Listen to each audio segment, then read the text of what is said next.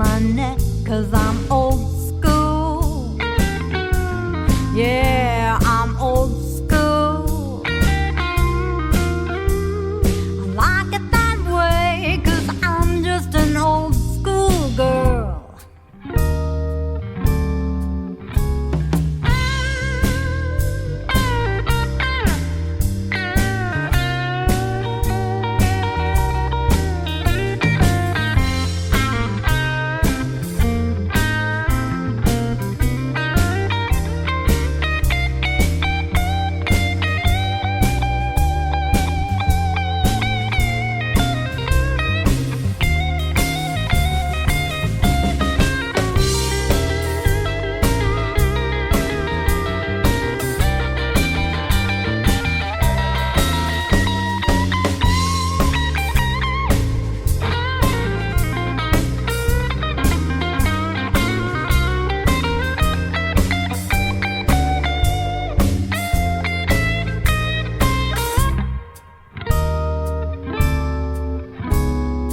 New school girl likes to nay-nay and twirl.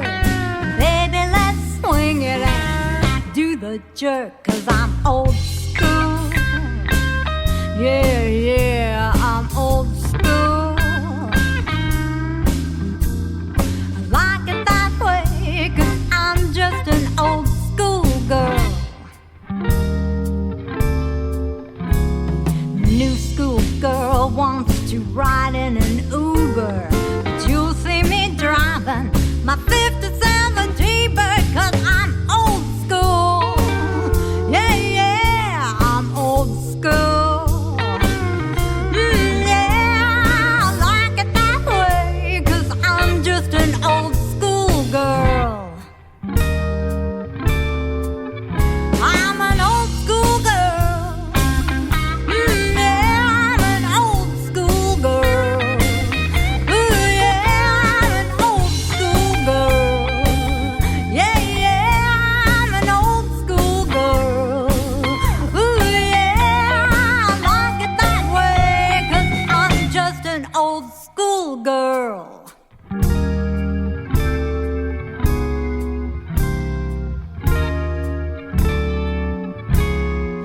Yeah, yeah.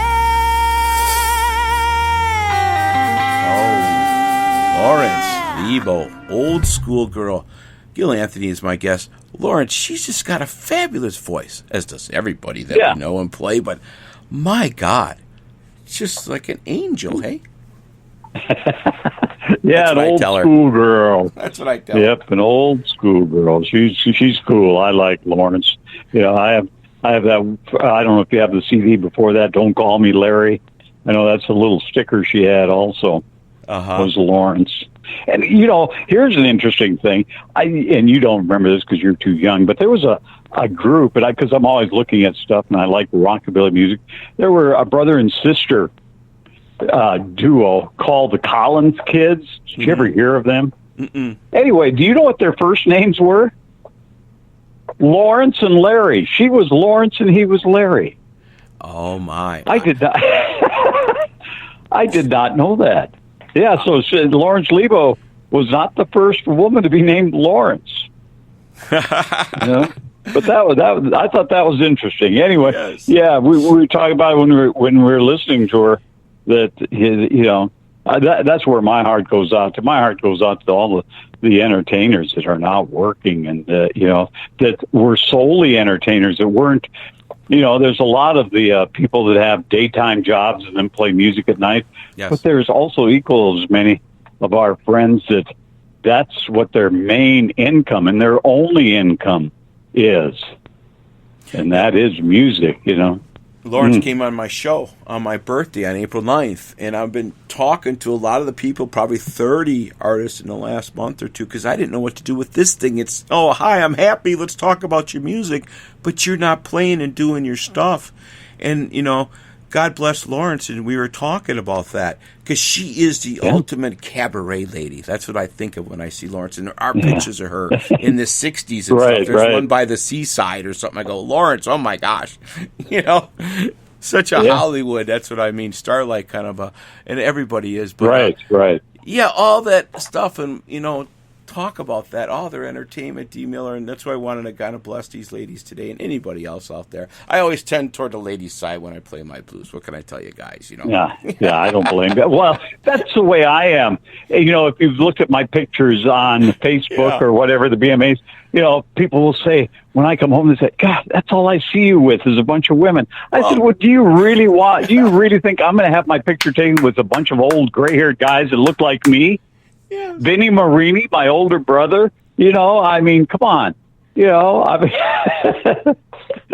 it makes me look better, too, and I need all the help I can get when I'm surrounded by beautiful women. And that's school. The thing, you know. It's old school. Yeah, Vinny, that's right. He's Mr. Couch, music on the couch, and I'm hoping he's doing well. He had a little crash, a little accident. Yeah, he did. He did. I understand. I need to call him, but yes, a friend of mine talked to him, and I talked to him, a mutual friend, a couple days ago, and he said he's doing all right. He's recovering slowly but surely. He had just come home from the hospital this last week, early part of this week. So Vinny's doing all right. My older brother, yes. The reason I say that, Tom, is people, and I don't know if you see it, people always mistake us for one another. I'll be walking down Beale, and hey, Vinny, how you? I'm not Vinny. And it always happens, and it happens to him, too.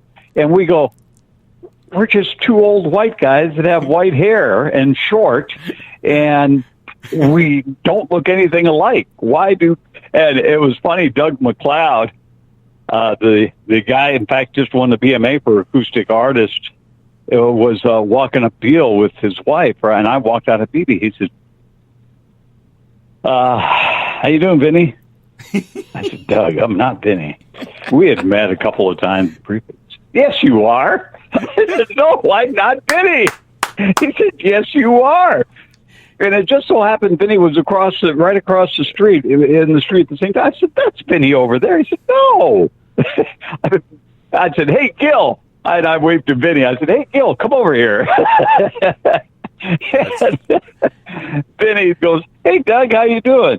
He goes, what the hell? He said, from now on, when I see either one of you, he said, I don't know which one I'm talking to. I'll just say, hey, brother, how you doing? So I saw Doug McLeod later that night on Beale Street. He's standing there talking to him. I walked by him and I said, hey, brother, how you doing? Hey, Gil. You know, he goes, wait a minute. He goes, hey, brother, how are you? But yeah, people always get us mixed up, and I don't understand. But I had one guy tell me, Vinny does music on the couch, and he does a lot of them during the IBCs. He does a lot constantly on the air for several hours at a time. Guy came up to me and said, and I can't remember who the entertainer was. He said, but he said, like, Tom will be there. I said, okay. No, Tom said he'd be there. I said, where is he going to be? Well, on your show. I go, and I knew where he was already headed. I knew where he was headed. On my show? I said, yeah. He's coming up to Rum Boogie. I said, well, I'm not Vinny. He goes, what? So what the heck? But we have fun with it. It happens every year. Well, he is the master. From what I'm doing on my end, I saw that many years ago, his show. And I sent him a little text, get better, because, look up to you. All the things you do influence. And, what I try to do, too, I cheer for everybody, man. This is just an open forum of content, friends. That's right. Look what I get to do knowing you just by putting this together. No income. This is just resume, have fun, learn, grow. That's all it is, and rocking tunes. And Gil, since last time I talked to you, I have the other side. I'm on Live 365 where I play all the licensed jams. That's going all the time. So I got this side on the Spotify or the iHeartRadio and the interview, but then the other part, I can play everybody, which makes it fun for me and get to talk to you too. Right. Yeah, it is. It's a passion. I'll have friends, and I've had classmates ask me, when are you going to retire? I said, from what? What am I going to retire from? I'm not doing anything. I'm doing what I love. It's not a job. In fact, I pay to do what I love, Yes. It's not a job. It's just a passion. I can't imagine doing anything else. You know, I could not stand being at home all the time knowing I should be playing blues. I could not stand that. In fact, since I started, Tom, and I'll let you go here shortly. Yeah, but since I started doing it about 1995, 96 on a regular basis, I have missed 2 shows of my own accord. But, you know, a couple of times I've maybe been off the air when the radio station was knocked off the air due to weather and that. But in one show, about 2003, I had open heart surgery. I missed one program. I missed one Monday night. And then a few years after that, probably, let's see, how old is my son? Let's see. He's, okay, well, so it's probably 20 years ago. Well, so around the same time, my son played basketball in college, and they had senior parents' night, and it happened to be a Monday night. And I went to that because I've always felt family was more important. Those are the only 2 times I have missed doing my blues show in 25 years. Wow, that's amazing. So whether it comes on Christmas, New Year's, whatever, hey, I owe it to you because you took the time. You're going to take the time to listen. I'm going to take the time to be there. How many people have you entertained all those hours and they wait for you? And I love radio. Talking before we came on air, I've listened to radio since forever. Old school AM talk radio. I mean, I was into that back when I was 20 years old. I need to hear something, teach me something. And I was saying when my show's on, I'm listening to WGN or something else. I mean, especially when my interviews are playing, I'm not listening. It's nice. It's cool. But I'm not into that part of it. It's done, do it. The moment's over, and we go on to the next fun. And how many people have waited for you, Gil? You know, again, thank you for coming on my show again. I always love to talk to you and, you know, all the experience and the history, and you're just a time capsule. And here they are. They're calling. I got a call at my end. They're looking to call to talk to me. Yeah, you'll have to come down to Alabama one time. Yeah, you come down and take a look through all the stuff that I've acquired through the years, the museum. You know, it's not a museum, but it's just a passion. It's just a lot of stuff that I've acquired through love of what I do. You know, just come down anytime. You're more than welcome. Well, thank you. That's one thing that's maybe my end will change a little bit. We maybe get the car a little more and get out with life today. Yep.